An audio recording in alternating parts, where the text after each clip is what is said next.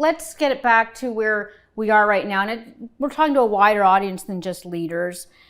One of the conversations people have is, given the breadth of these companies, is should companies like, say, Google be regulated like a utility for the public good, given the power of the technology we're talking about and the power to, frankly, take a lot of the data that others have built and use it for their benefit? It's funny. The historical belief would be yes, but if you notice, all of those big guys are eager for regulation, almost begging for it, because what they're trying to do is make it very hard for the next players to come up.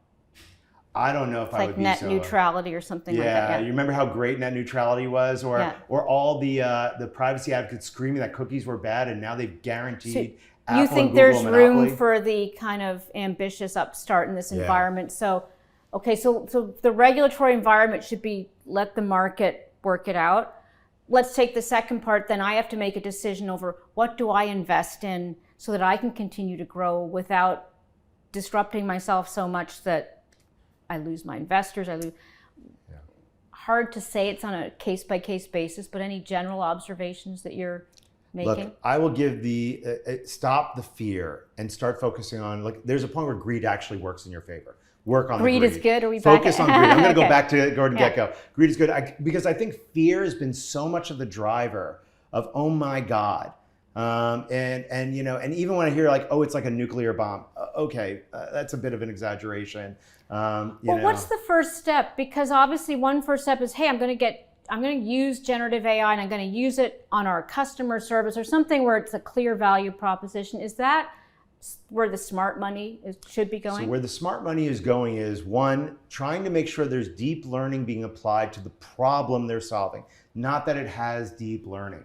In other words, I can add OpenAI to anything and all of a sudden be like, look, I have deep learning. But what I'm trying to figure out is the problem I'm solving, does it use a huge data set to make insights that I couldn't do on my own? And get your feet wet. You've got to start playing with this stuff to learn what it does do and what it doesn't do.